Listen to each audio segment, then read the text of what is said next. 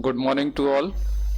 आज हमारी 8th class है और जो कल मैं होमवर्क दिया था कुछ ऑब्जेक्टिव क्वेश्चन थे उससे रिलेटेड एक दो क्वेश्चन जो ऑब्जेक्टिव हैं उसमें मैंने अभी आपको पढ़ाया नहीं है ना, तो उसको मैं आगे चल के अगली क्लास में पढ़ाऊंगा। तो अभी जो हो चुके हैं उनके बारे में मैं देख लेता हूँ ऑब्जेक्टिव क्वेश्चन। वैसे तो अपन करेंगे पूरे, जो एक दो क्वेश्चन वो अपन आगे देखेंगे है ना। तो देखते हैं आज अपन जो ऑब्जेक्टिव क्वेश्चन दिए हुए थे उसमें फर्स्ट जो फिल इन द ब्लैंक्स थे आपके खाली स्थान, और आप लोगों ने करके भेजे हुए हैं उनको।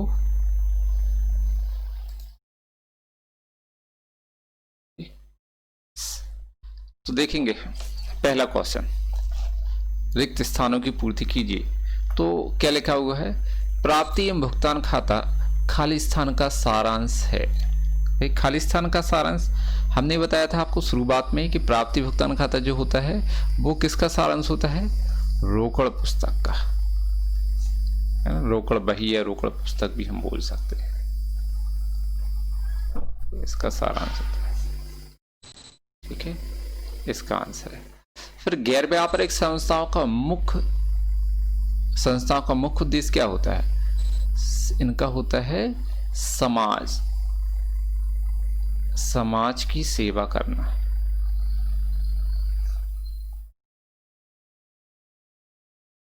या समाज को सेवा प्रदान करना।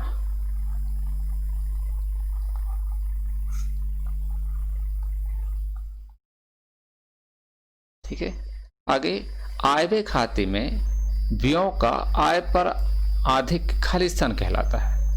तो यदि व्यय ज्यादा है तभी तो व्ययों का अधिक निकलेगा। तो आय व्यय खाते में व्ययों का आय पर अधिक हम क्या बोलते हैं इसके लिए, इसको बोलते हैं कमी। ठीक है, और आय का अधिक उसको हम क्या बोलते हैं, अधिक। तो आय व्यय खाते में व्ययों का आय पर अधिक क्या कहलाता है, कमी कहलाती है। आय व्यय खाते में केवल खाली स्थान मदों का लेखा होता है। भाई हम आय व्यय खाते में कौन सी मदें लिखते हैं, तो अभी हमने आपको बताया था जब आय व्यय खाते तैयार कर रहे थे तो इसमें आयगत मदों का लेखा करते हैं। कौन सी मदों का लेखा करते हैं हम, आयगत मदों का लेखा किया जाता है। आय व्यय खाते में हम आयगत मदों का लेखा करते हैं। गैर व्यापारिक संस्था अपना हिसाब किताब खालिस्तान पद्धति पर रखते हैं। हमने पहली क्लास में बताया था, फर्स्ट क्लास जो है वहीं पर बताया था कि जो गैर व्यापारिक संस्थाएं होती हैं वो अपना हिसाब किताब कौन सी पद्धति पर रखती हैं, रोकड़ पद्धति। यहाँ पर अपन क्या लिख देंगे, रोकड़ पद्धति लिखी, रोकड़ पद्धति पर रखती हैं। अब सत्य और असत्य की बात करेंगे। तो सत्य और असत्य में देखेंगे क्या है अपने पास। फर्स्ट भाई आपको बताना भी है ना, जो यदि गलत है तो उसको सही बताने क्या होगा। तो इसमें देखेंगे अपन, प्राप्ति भुगतान खाते में समायोजन नहीं किए जाते हैं। प्राप्ति भुगतान खाते में समायोजन नहीं किए जाते हैं, तो ये क्या है, सत्य है, सही है। ये क्या है, सही। पेशेवर व्यक्ति अपना हिसाब किताब रोकड़ पद्धति से रखते। तो हमने बताया था दो व्यक्ति हैं जो रोकड़ पद्धति पर अपने हिसाब किताब रखते हैं। एक तो गैर व्यापारिक संस्थाएं, वो भी व्यक्ति कहलाती हैं, और दूसरा कौन होते हैं, पेशेवर व्यक्ति, डॉक्टर, वकील, इंजीनियर, ये सब है ना, सीए वगैरह। तो ये क्या है, ये भी सही है, रोकड़ पद्धति पर रखते हैं। प्राप्ति एवं भुगतान खाता प्रारंभिक रोकड़ शेष से प्रारंभ होता है। देखो आपको याद करना होगा कि जब हम प्राप्ति भुगतान खाता बनाते थे उस समय हम क्या लिखते थे, सबसे पहले है ना, डेबिट में जो प्राप्ति पक्ष होता है वहां क्या लिखते, प्रारंभिक शेष, रोकड़ शेष लिखते थे, प्रारंभिक रोकड़ शेष। और जब बंद होता था प्राप्ति भुगतान खाता, शेष निकालते थे, वो कौन सा कहलाता था, अंतिम शेष। तो भाई प्राप्ति भुगतान खाता प्रारंभिक रोकड़ शेष से चालू होता है, प्रारंभिक होता है, ये सही बात है। प्राप्ति एवं भुगतान खाता आर्थिक स्थिति का घोतक नहीं है। मतलब प्राप्ति भुगतान खाता सिर्फ यही बताता है कि आपके व्यापार में शुरुआत में कितना पैसा था और व्यापार के अंत में कितना पैसा है। व्यापार मतलब संस्था की शुरुआत में, उस वर्ष की शुरुआत में कितना पैसा था और उस वर्ष के अंत में कितना पैसा है, बस इतना बताता है कि आपके पास रोकड़ कितनी बची हुई है अंत में। आर्थिक स्थिति नहीं बताता है। आर्थिक स्थिति क्या बताता है, चिट्ठा। ये चिट्ठा थोड़ा ना है, तो ये क्या है, आपका सही है, क्योंकि ने बोला है आर्थिक स्थिति का घोतक नहीं होता, ये सही कह रहे हैं। ठीक है, हाँ। आय व्यय खाता व्यक्तिगत खाता है, ये गलत है। आय व्यय खाता वास्तविक खाता होता है। क्यों? क्योंकि रोकड़ खाता है ना। तो कौन सा खाता होता है? ये वास्तविक खाता होता है, व्यक्तिगत खाता नहीं। अब हम देखेंगे सही जोड़ी। तो जब भी सही जोड़ी की बात आती है, सही जोड़ी मिलाने के लिए, तो हम सबसे पहले बा नंबर का देखेंगे, मतलब इनमें से आंसर है ना। इन आंसर में से कौन सा आएगा? क्वेश्चन वन बाद में देखेंगे, पहले आंसर पढ़ लेते कौन कौन है, और एक एक क्वेश्चन पढ़ेंगे, उसका आंसर देंगे, हमें पता चल जाएगा ये है कि नहीं। तो गैर व्यापारिक संस्था द्वारा आय व्यय खाता, पूंजीगत प्राप्ति, नगद व्यवहारों का, और गैर व्यापारिक संस्थाएं। अच्छा देखो, ऊपर का फर्स्ट और नीचे का लास्ट लगभग थोड़े से एक से हैं, ध्यान देना इनमें, है ना, पॉइंट में। तो क्या है यहाँ पर देखो, स्थिर दान कोष। तो स्थिर दान कोष किसी विशेष काम के लिए दिया गया है, व्यापार में रहने के लिए, लंबे समय तक रहते हैं व्यापार में। ठीक है, तो ये क्या होता है? पूंजीगत प्राप्ति है। तो यहाँ पर कौन सा आएगा? थर्ड नंबर ना। ये कौन सा है? यहाँ पर थर्ड नंबर आएगा। स्थिर दान कोष मतलब पूंजीगत प्राप्ति है। ठीक है, यहाँ पर हम फर्स्ट लिख देते हैं। फिर आय व्यय खाता तैयार किया जाता है। आय व्यय खाता कौन तैयार करता है? गैर व्यापारिक संस्थाओं द्वारा। ठीक है, तो यहाँ पर क्या आ जाएगा? फर्स्ट।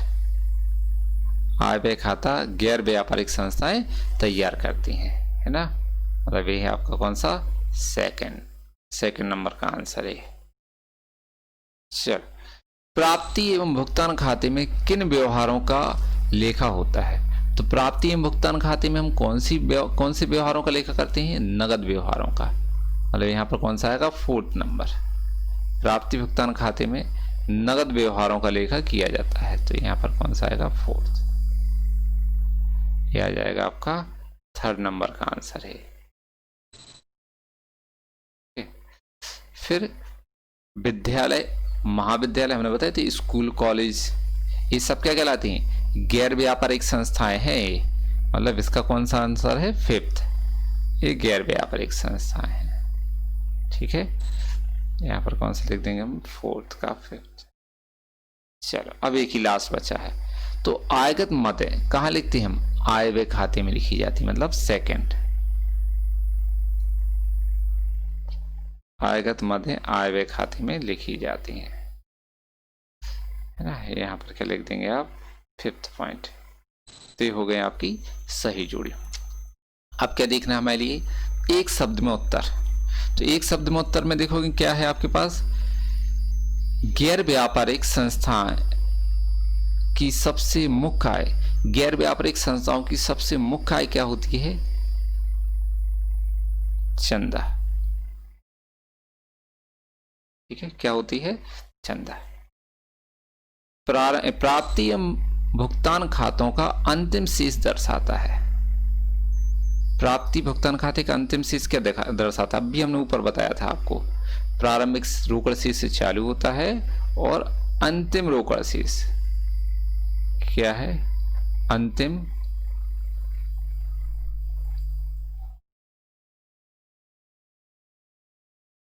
रोकड़ शेष।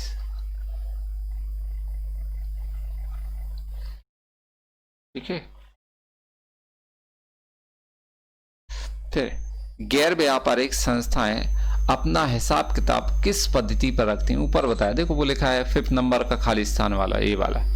अपना हिसाब किताब किस पद्धति पर रखती हैं? रोकड़ पद्धति। यहाँ पर लिख देंगे अपन रोकड़ पद्धति।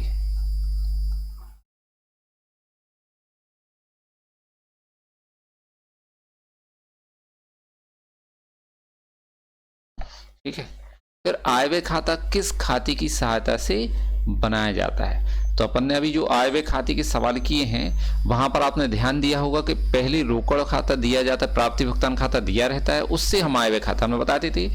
पहले नंबर पर भुगतान पक्ष की मदें कहाँ लिखते थे हम? व्यय की ओर।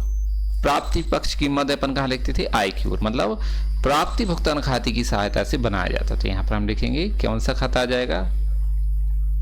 प्राप्ति एवं भुगतान खाता।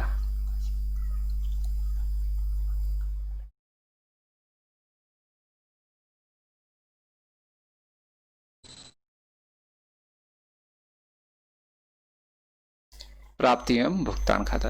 तो ये थे आपके खालिस्तान, सत्य असत्य, सही जोड़ी और एक शब्द में उत्तर, मतलब आपके ऑब्जेक्टिव क्वेश्चन थे, है ना, वैकल्पिक, वो हो गए हैं। अब देखते हैं आपका क्वेश्चन। आपको हमने जो क्वेश्चन दिया था, तो उस क्वेश्चन को करने के पहले ये हमें विशेष समायोजन देखना है। ये क्या है आपकी विशेष समायोजन, विशेष समायोजन है आपकी, है ना। हमने आपको बताई थी ना वो 5 समायोजन वो, और कुछ हम आपको विशेष बताएंगे। विशेष समायोजन क्यों है? क्योंकि इनका थोड़ा प्रयोग डिफरेंट टाइप का है। कैसे देखेंगे आप? आदित्य एवं उपार्जित आपने पढ़े हुए हैं, ठीक।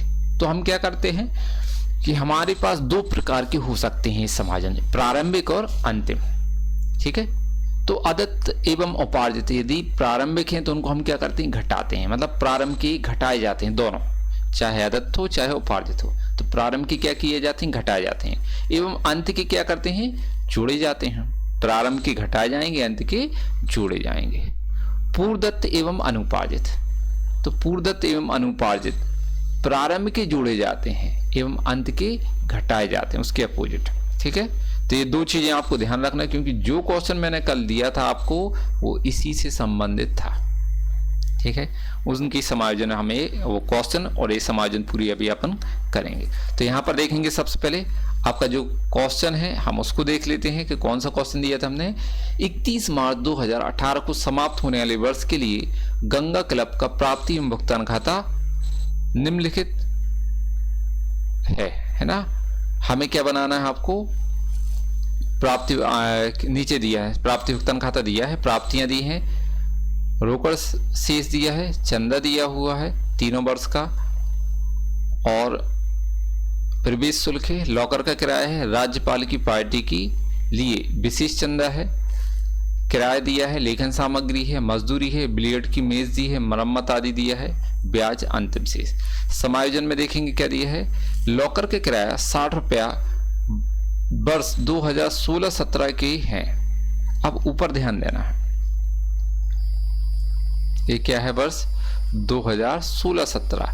तो भैया ये हम 31 मार्च 18 का बना रहे हैं, 31 मार्च 18 का बना रहे हैं, मतलब 16 और 17 की जो चीजें हैं वो प्रारंभिक कहलाएंगे, ठीक है। तथा 90 रुपए इस वर्ष का लेना शेष है, मतलब 17-18 का लेना शेष है, तो ये कहलाना अंतिम। 16-17 का कहलाना प्रारंभिक, और बाकी का जो 90 रुपए इस वर्ष का वो क्या है, अंतिम। किराए में 1300 रुपए वर्ष 16-17 के हैं, मतलब ये प्रारंभिक किराया है, आदत है ना। तथा 1300 रुपए इस वर्ष का देना शेष है, तो 1300 रुपए प्रारंभ की आदत है और 1300 रुपए अंत की आदत है। लेखन सामग्री वे 312 रुपए वर्ष 2016-17 के हैं, ये प्रारंभिक हैं, तथा 364 रुपए इस वर्ष देना बाकी है, ये अंत के हैं, ठीक है आदत।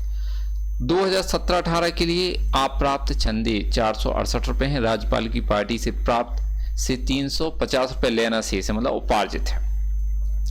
हम यहाँ पर अब क्वेश्चन देखते हैं, ठीक है। तो सबसे पहले हम हेडिंग डाल देंगे आय व्यय खाता, प्रारूप बनाएंगे इसका, और आय व्यय खाते के साथ हम यहाँ पर डेट भी डालेंगे। क्या डालेंगे, 31 मार्च 2018 को हम बना रहे हैं, ठीक है। अब यहां से हमें क्या करना है, पहले तो हम क्या करेंगे, सवाल में यहां पर हमें क्या देखना है कि भुगतान पक्ष की मदद उठाकर हम कहां लिखते हैं, प्राप्ति पक्ष में, ठीक है। भुगतान पक्ष की मदद उठा के कहां लिखेंगे हम, सॉरी व्यय की ओर, है ना। भुगतान पक्ष की मदद कहां लिखना, व्यय की ओर। तो यहां पर क्या दिया, नंबर 1 किराया, इसको लिखेंगे। तो यहां पर हम देखेंगे आपके पास यहां पर क्या आएगा, किराया, ये लिखा। लेकिन किराए में समायोजन है, क्या समायोजन है आप देखेंगे, फिर से पूरी मदद जा रही है वहां पर।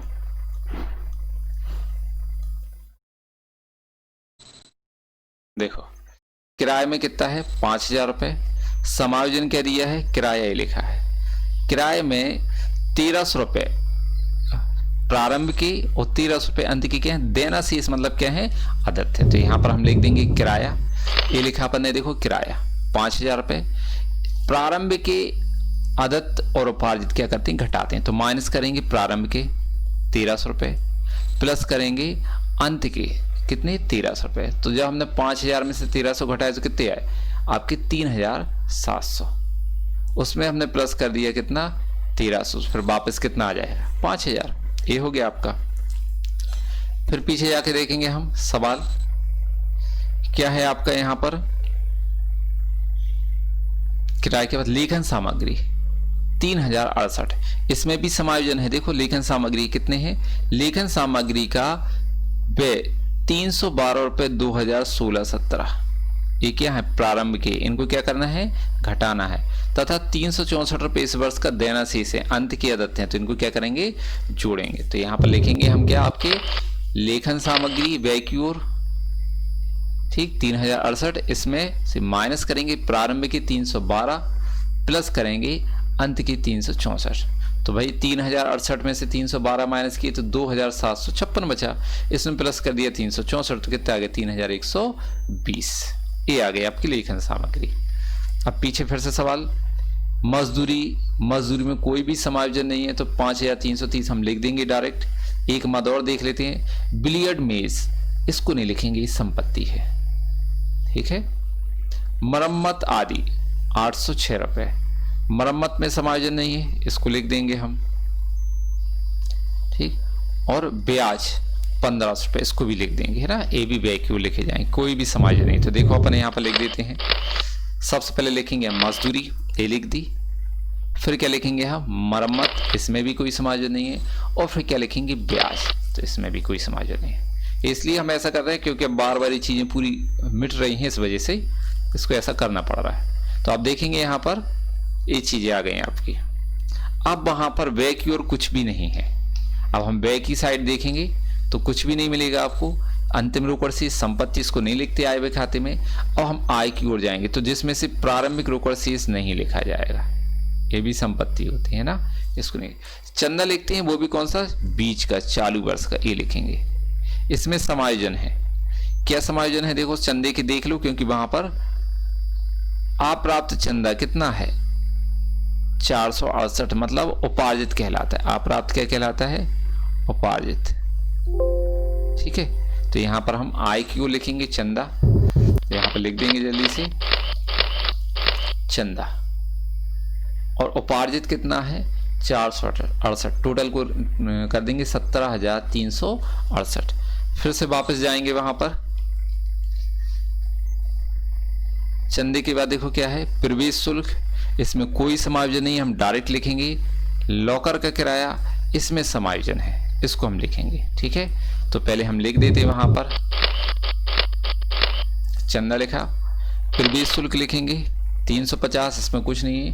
लॉकर का किराया, लॉकर का किराया कितना है 500 रुपए, और उसमें लिखा था वर्ष 16-17 के कितने हैं मिलना शेष 60 रुपए। प्रारंभिक उपार्जित है ना, प्रारंभ के उपार्जित क्या करते हैं घटाए जाते हैं, 60 घटा दी उसके कितने आ गए 440, प्लस करेंगे हम अंत के उपार्जित कितने हैं 90 रुपए, हमने प्लस किए तो कितना आ गया आपका 530। तो प्रारंभ के आदत एवं उपार्जित घटाए जाते हैं और अंत के जोड़े जाते हैं। अब वापस उसी पे सवाल पे आएंगे हम, क्या बचा हमारे पास राजनीतिक पार्टी के लिए विशेष चंदा है आपका, है ना राजनीतिक पार्टी, इसमें एक समायोजन भी दी है, ये दी है 350 रुपये लेना शेष उपार्जित है। तो हम वापस यहाँ पर आएंगे और आय की ओर लिखेंगे हम विशेष चंदा, ये लिख दिया विशेष चंदा 3450, प्लस करेंगे उपार्जित कितना है 350, टोटल कितना आ गया 3800। अब हमें क्या करना है अधिक के निकालना, आय ज्यादा है तो क्या निकलेगा अधिक, तो हम पहले यहाँ पर टोटल कर लेते हैं आय कितनी है टोटल, तो यहाँ पर है 22,048। 22,048 में से हम माइनस क्या करेंगे व्यय, तो पहले इनका टोटल कर लेते हैं। व्यय का कितना है 5,000, ठीक है 3,120, फिर कितना है 5,330, फिर कितना आएगा 806 प्लस कर दो, फिर 1500 प्लस कर दो, तो टोटल है आपका 15,756। तो यहां पर हम क्या करेंगे आपकी 22,048 में से हमें माइनस करना है 15,756, इसको माइनस करेंगे तो कितना बचेगा यहाँ पर 2 14 9 7 2 9 11 6292 ये बचा आपका आधिक, आय का आधिक। तो यहाँ पर हम लिख देंगे आय का आधिक कितना आ जाएगा 6292। अब दोनों साइड का हम टोटल बराबर कर देंगे, कितना आ जाएगा 22,048 ये आ गया। तो ये हो गया आपका कंप्लीट क्वेश्चन। यदि आपको कोई डाउट है तो आप मुझसे पूछ सकते हैं फोन पे, व्हाट्सएप पे। अब जो क्वेश्चन अब आने वाले हैं, ठीक है, एक्चुअल में वो चिट्ठी वाले, मतलब उसमें आपको आय व्यय खाता ही बनाना है, चिट्ठा ही बनाना, तो बहुत बड़े क्वेश्चन होंगे। तो इसके लिए हमारी दूसरी व्यवस्था है जो मैं आपको फोन करके बताऊंगा। ठीक है, धन्यवाद।